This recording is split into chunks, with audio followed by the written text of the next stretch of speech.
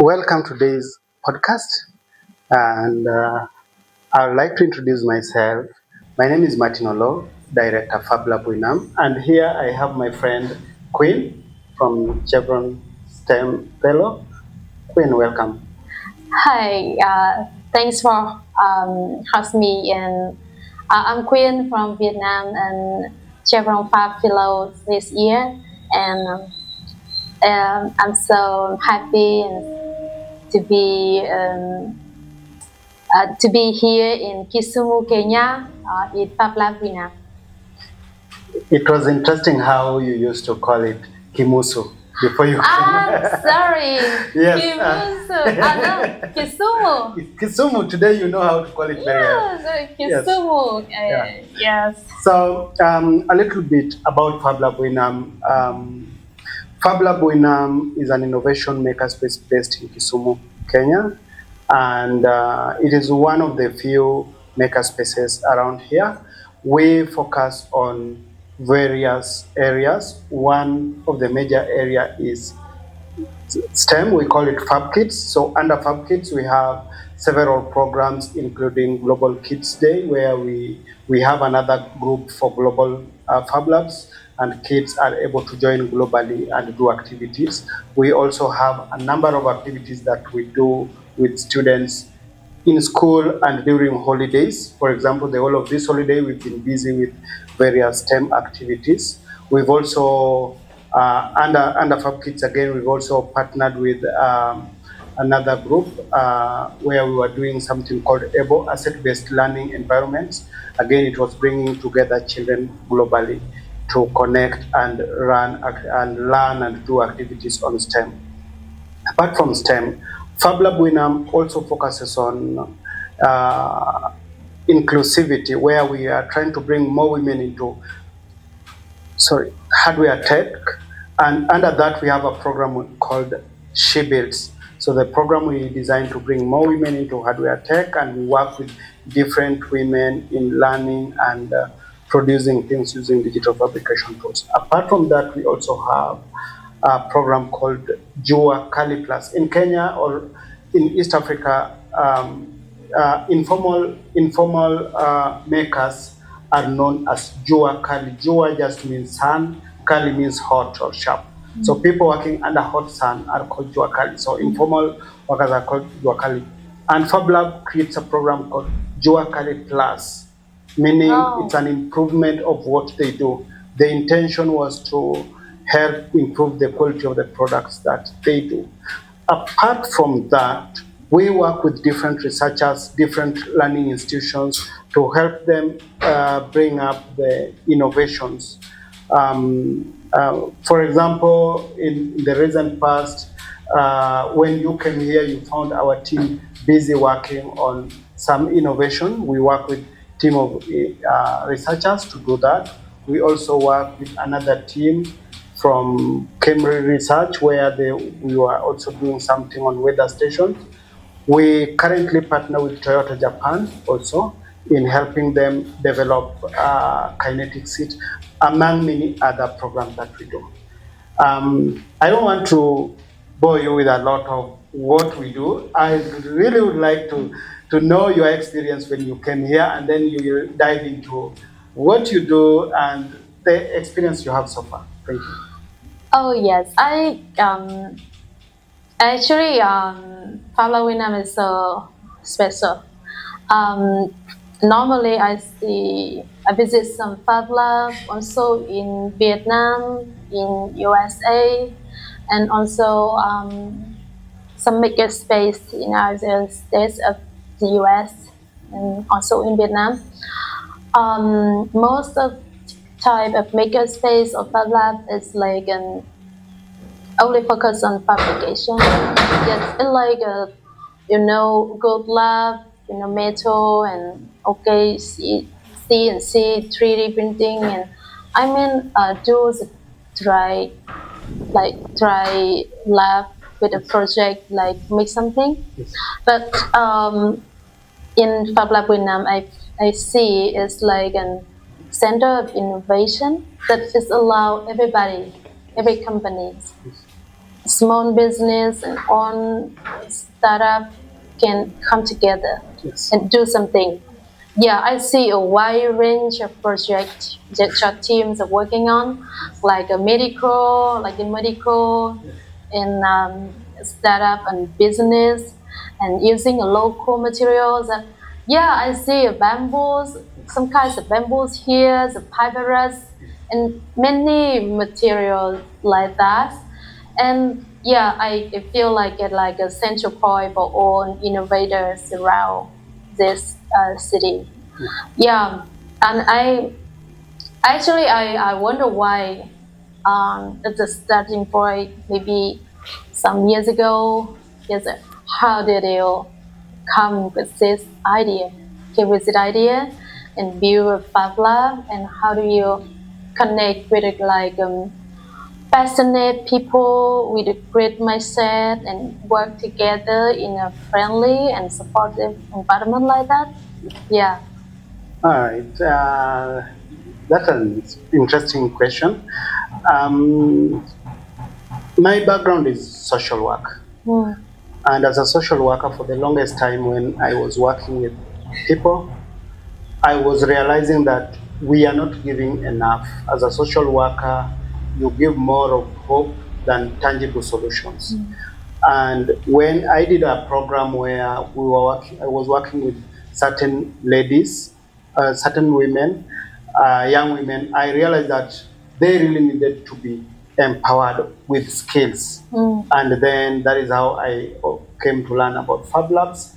And then I felt like this would be a good thing. And especially if also you look at the country Kenya, and generally Africa. Africa still imports a lot of things, whereas we have the youth bulge. A lot of young people are jobless. Everyone is looking for options out here. So we felt like, what if we create a space which can help create those mini industries where people can produce things. And so this one forms a very good basis. Even if you look at our vision, the vision of Fablab Winam is community empowerment through innovation and local manufacturing. Yeah. So we are keen on supporting innovators to build things locally, create a space where entrepreneurs can come, figure out solutions locally, and we build them together. And I'd like also just to say that this year we are lucky that we have we have students doing Fab Academy, and another students will start Fab Academy next year. Our interest is also building up a skill set that will be able to help us move further in supporting the entrepreneurs and researchers better. So I know, yeah, like organizations that support empower local, yeah, through innovation. So mostly I see the organization like that is like a government organization or government funding organization. So I know you start Fablab Winam as yourself and your team. And so, is there any difficulties, any challenge that you are facing, or like the innovators community here are facing? Sure, sure.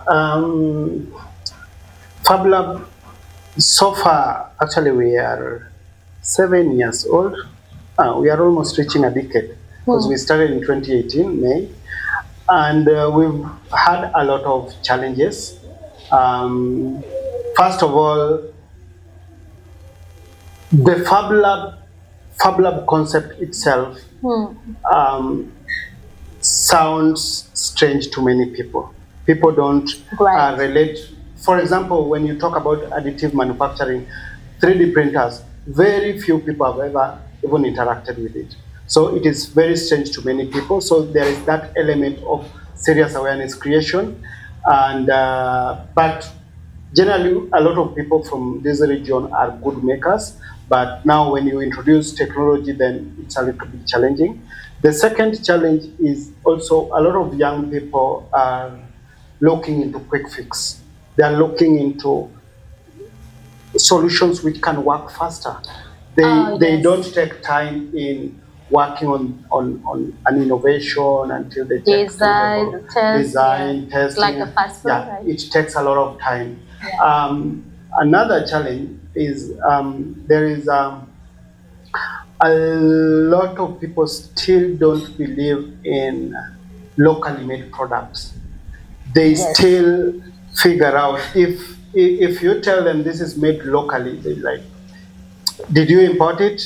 You know, they really don't trust on locally made products. And this is also one of the things we are really encouraging a lot of people, that they need to start focusing on buying locally. And if they buy locally, they are able to help the innovators and entrepreneurs we have to, they are able to give them feedback on their product, and then they'll be able to improve until they'll be able to reach at a point where they're giving you a very perfect product that you want.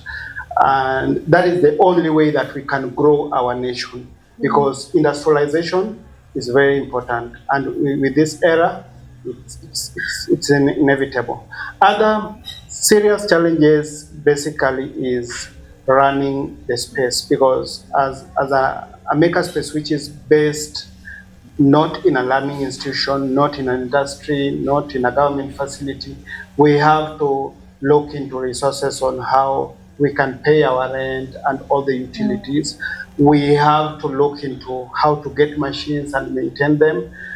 Also, the challenge of staff turnover. How do I call it?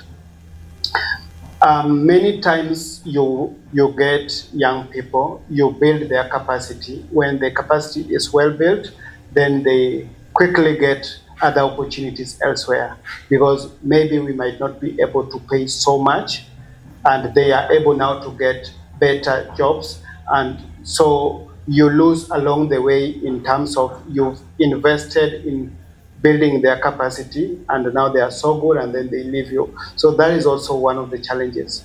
Another challenge is programs.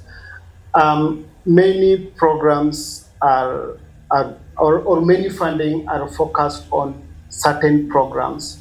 And so some of those funding do not even care in having some percentage for administration.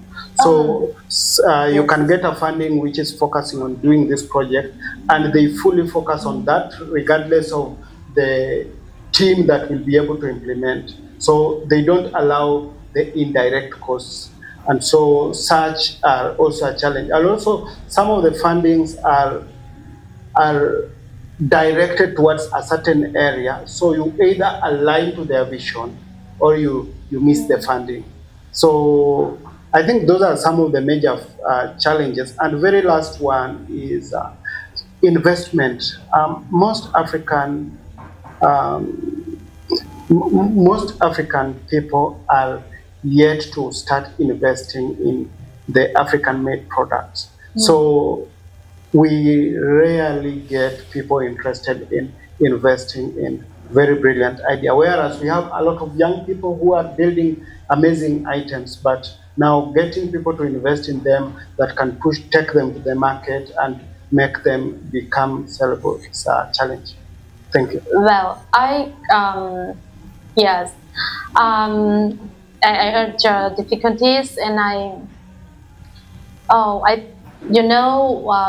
as a fellow of Chevron FAB this year, Yes. yeah, I have some choice. Yeah, the first Fablab will be visited in USA, and Yes. the second is out of USA, somewhere in the world. And when I check the profile of Winam, Yes.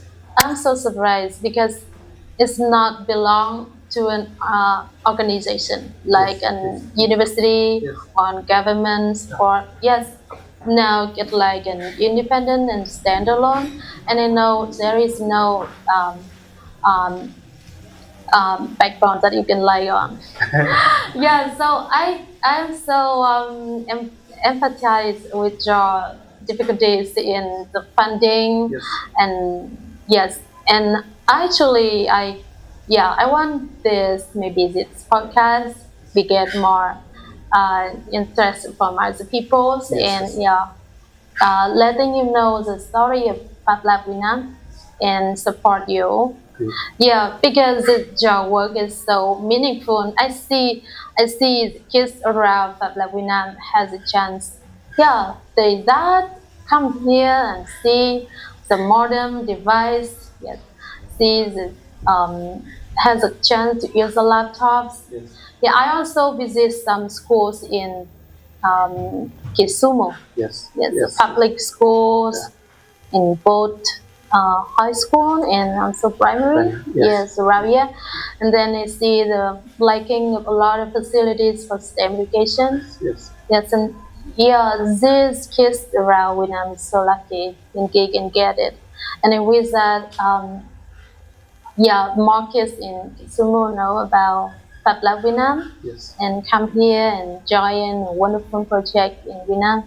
And the second part is in your difficulties in about the manage the funding. Yes, yes, I hope that if you have any proposal and as an organization and know about it and and they can think about um, like an organization like Fablab Winam is a root in local organization. Yes. Yes. Yes, can be managed, can be operated in a little bit different way in a, like international NGO. Yes. Yes, Yes.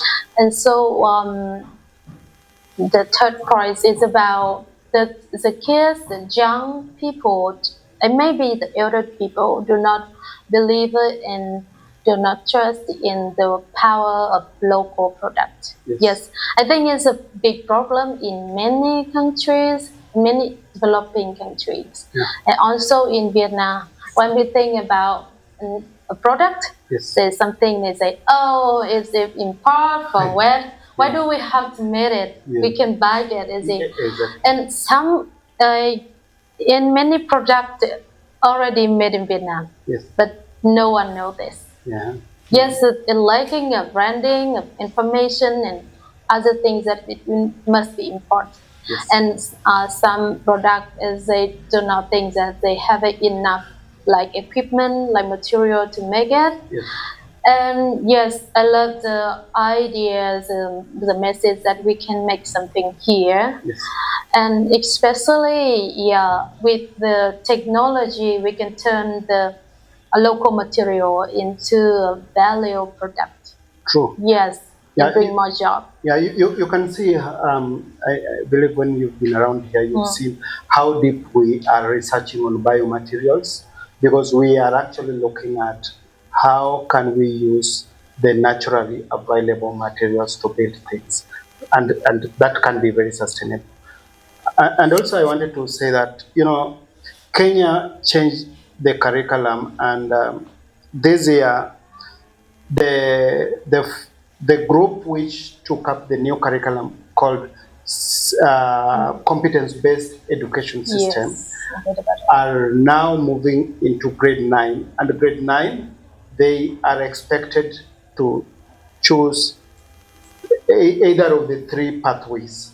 Either you go for STEM, you go for social science, or you go for art and sports. And art and sports accounts for, I think, 15%. Social science, which includes the languages, accounts for 25%. And STEM accounts for 60%. 60%. While that happens, our learning institutions, including the educators, are not very much equipped with the necessary tools for that. And this is why Fablab Winam sits in a very good position to help in working with the schools and students directly to help improve on STEM. Because many parents are hearing about STEM for the first time because of the change of curriculum. While we have been doing a number of activities. I have been into schools where you get teachers telling you that, that coding, we just pass over it because it is not examinable. Yes. or we don't have the computers to do the coding, so you can't Yes. do it on the board, and so such challenges. This is why Fablab sits here to help work with various schools and educators to help them improve on those. Even train the teachers on things like robotics, because at times teachers are not competent in this field, and then he is expected to train. So they are a bit scared on what to do. But this is why we are here. Yes, I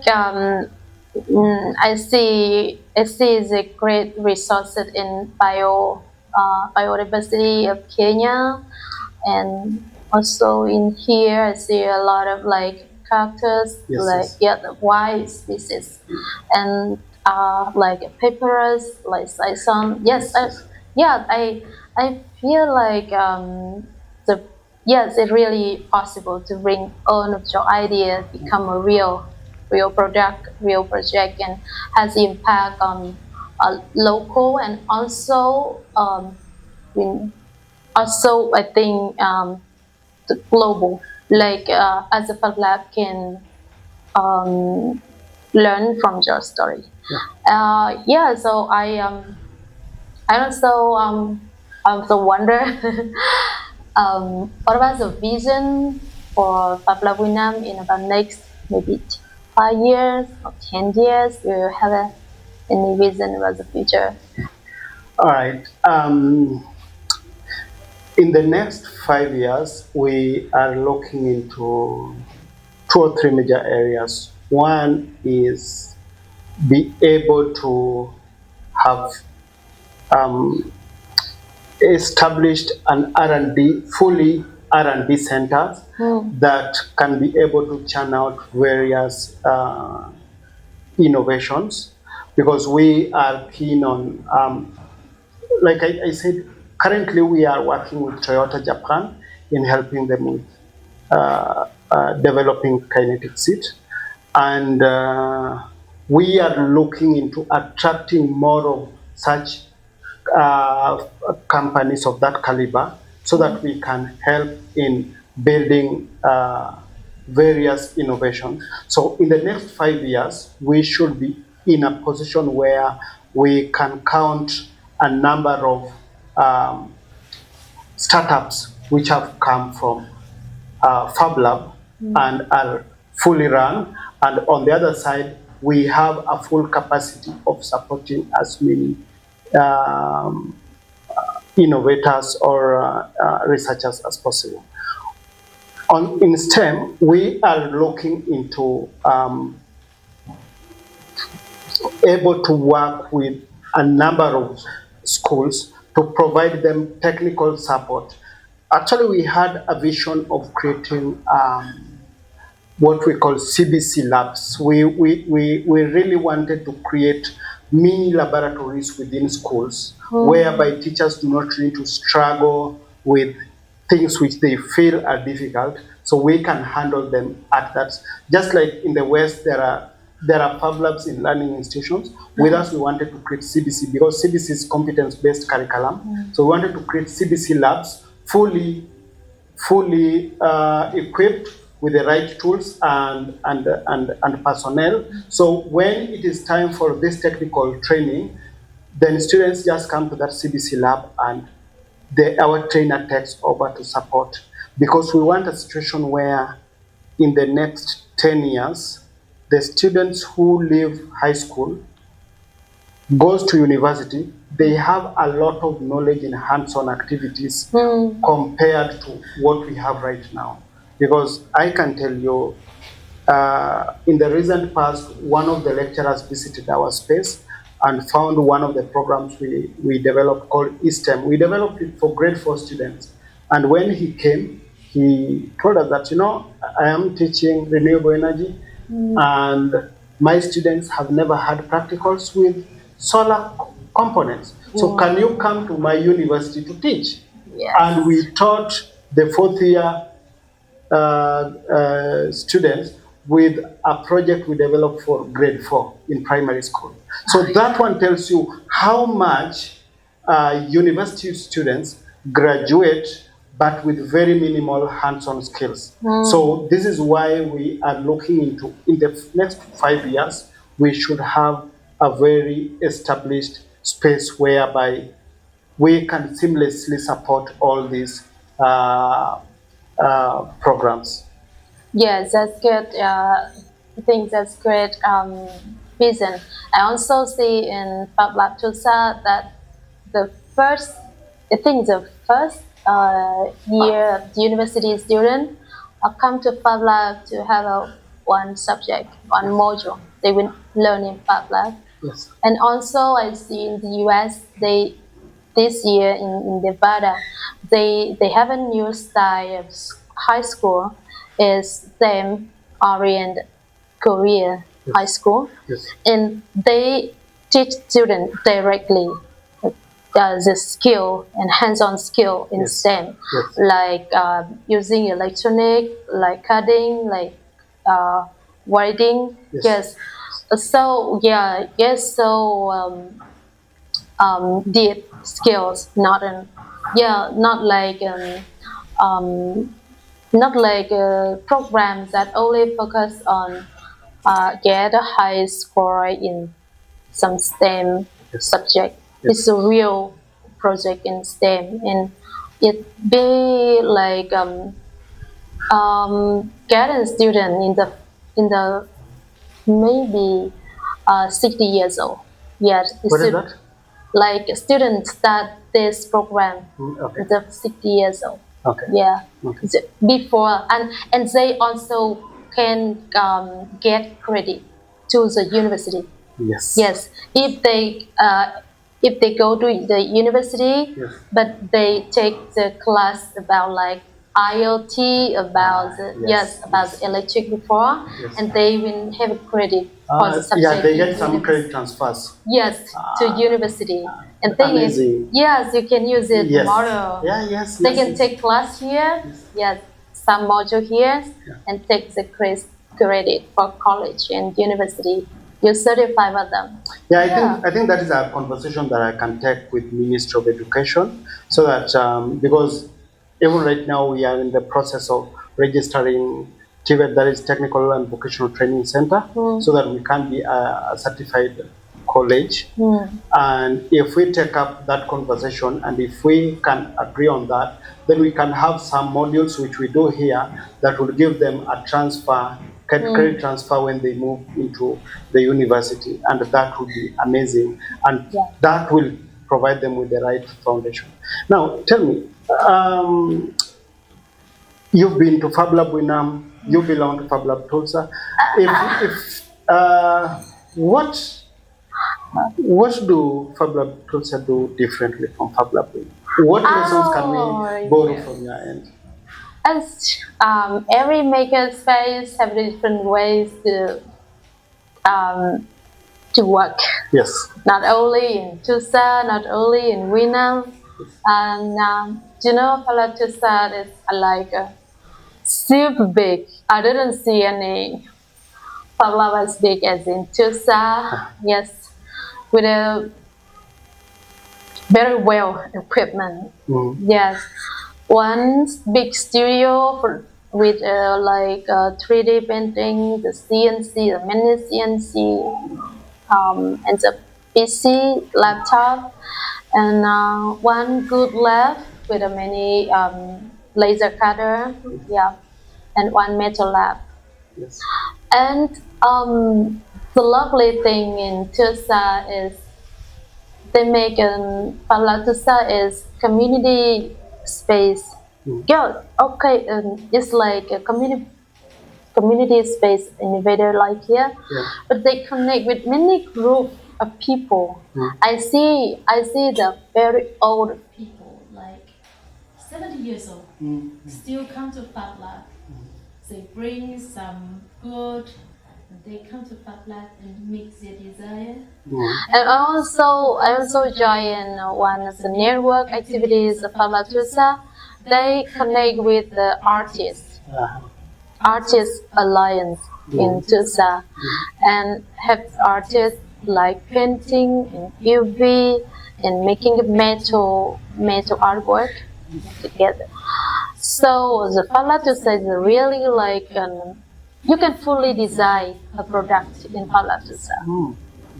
I love this, and I see they work so hard with with a passion. I They can open the Fab Lab until 7 or sometimes 9 p.m. Yeah. and also some are Saturday. Yes. There's also some Sunday. Yeah. You know, it's not normal with like a public. Yes, Yeah, yeah. it's really hard work, and also they also teach the student around Fab Lab in Tusa. Like I see I join some classes with Fablab to start staff, and yeah, I feel empathized with all of the educators like that. We prepare a lot of things, like the board, the drills, electric parts, and take all of this to school. Because the school wants to run a STEM lab, but they do not have their own teacher, their own curriculum. It takes a lot of budget if they want to run it by in-house. And then Fablab just come get them to bring STEM club to students. Nice. Yes, and each lesson, each topic, they prepare very well and bring all of this. And they also has a car. They also has a car, not like a remorque with a four cars, and they put on like a CNC cutter machine, the 3D printing in the car to make a mobile Fab Lab. Yeah, a truck. The truck, and then they try the event in the far location. Yes. Then they do the making there on the Yes, it's feel like anywhere if you want to make a Fab Lab, they can bring Fab Lab. Fab Lab can come to you. Yes, right. Perfect. And when I see your the truck here, I feel like it can be a mobile Fab Lab. Yes. Actually, there is really high need for that because in Kenya currently we have I think either 2 or 3 Fab Labs currently functioning, while there is need for such facilities. So if we can also get an opportunity to have a mobile Fab Lab, that would be amazing. Yeah. Because we can reach out to so many. We have a lot of people missing out on the right skill simply because we are limited with resources. Yeah, and just to add on, when you are talking about fundraising, actually even right now, we are working on fundraising to be able to improve the efficiency of Fablab Winam in terms of we need some machineries, we need some programs to run, especially in education. So we are currently rolling out a fundraising campaign. It's through our YouTube, and I'll take advantage of this podcast to also ask anybody who would want to partner with us out there to help us reach to these needs. We will really appreciate. Yeah. Yes, I hope so. I wish your story will be spread all over the world. It's so inspiring me when I visit his house in I don't know what county. It's about far from here. County. Yes. Yeah, totally mountainous area. Yeah, totally rural, and I see the fab. I think the very first in the foundation Fab book. Yeah, I'm so surprised. Yes, so I like a miracle here in Kisumu. All right, and then maybe just before we end, what's your experience with Kisumu so far? From your arrival to date. Oh yes, so first day I actually you got me that. I see everybody looks the same. Yes, that I cannot remember his face, his name. But today I see everybody look different, and I love the different like that. And now yesterday I can eat like a Kisumu people. Yeah. Not Kimuso people. Yes, yeah. I love the weather here, the people here, so friendly, and yes, actually, just totally something is totally different when I think about Kenya. Yes. Yeah, like I think like where's the weather? It may be dry, maybe very hot, but everything like very comfortable. Yeah, a lovely city and lovely people, and actually I feel the energy of the young team. Yes. Of Quyen. Yes. Very young and very like great energy. It can be transferred to the kids and and maybe the community here. Any words that you've learned since you came? Oh, I know about the Dunga. What I learned from. What I learned, right? Any language? The language. Oh, I know sabes. Okay. I know salsa is hi, and at the end I want to say like asante, thank you in Luo language. Is asante is Luo? That is Swahili. Swahili. Yes. Okay. Yeah. Yeah. Swahili. Yeah. Anything about our culture that you've learned? Anything about Kenyan culture?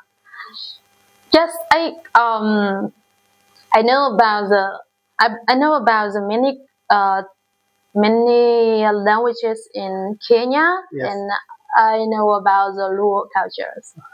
And the culture is something you feel is normal, but for other people is so different. Like, how do you live in harmony with nature? It's a culture. For me, it's culture. Yes, I love the way the Kenya stay with the animals, the birds, the tree. Yeah, you really respect the nature. Yes. And then I see the culture in the it's very friendly and easy to catch up. Yeah. When I introduce some of Vietnamese culture, like the lantern, the hat, I see the kids and other people are really listen to the topic and really want to learn other cultures. Yes, they do not get it any barriers, and the culture makers be more understanding each other. Yeah, but actually, I think the people in Kisumu. Yes. They are as kids so curious. Yes. Very curious. Yes. And they eager to learn something new. Yes. Yeah. All right. Thank you. And to our viewers and listeners, if there's anything that you can think about, we both come from Nam. She comes from Vietnam. We come from Winam. And we would like to take this advantage to thank all of you for listening to us. And I want to thank Chevron FAB STEM, the FAB Foundation, and all the parties who are involved in making this connection a reality. Quyen, make this your second home. You are always welcome. And any other students out there going for Chevron Fellowship, always choose Fablab Winam as your destiny. Maybe you can say your last word. I want to say thanks. I don't know how to say asante Chevron FAB Fellow program, and all the stakeholder and my support team from Vietnam, and also Fablab Winam to give me a great experience in my life and give me a new friend, new college in the world. And I wish that after that program, we still get a connect in some project and get support from all of you. And goodbye.